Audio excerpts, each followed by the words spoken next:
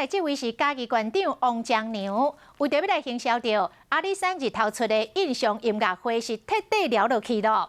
伊会顶半身来烫光光，伫个胸坎仔前来拍2粒草鱼的马赛克，果然引发到热烈的讨论，成功把这场活动甲推销出去。 进入台湾面啊，开始音乐配合阿里山出日的美景，是倒对歌手发行的伴唱团。嘉义县长王忠良歌喉真好，消费车地方顶的风景，加做卡拉 OK 画面，看起来真适合。煞，我阁想要唱呢。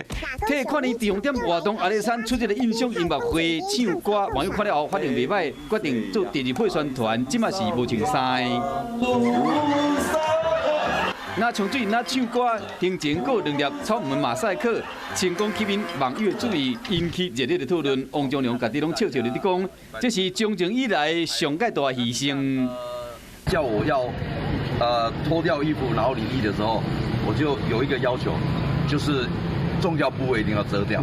新的一年到阿里山迎接第1道曙光，今年除了有管弦乐团的演出，还有金曲歌后詹雅文的现场表演。入书意象。 一起来迎接明年的第1道曙光。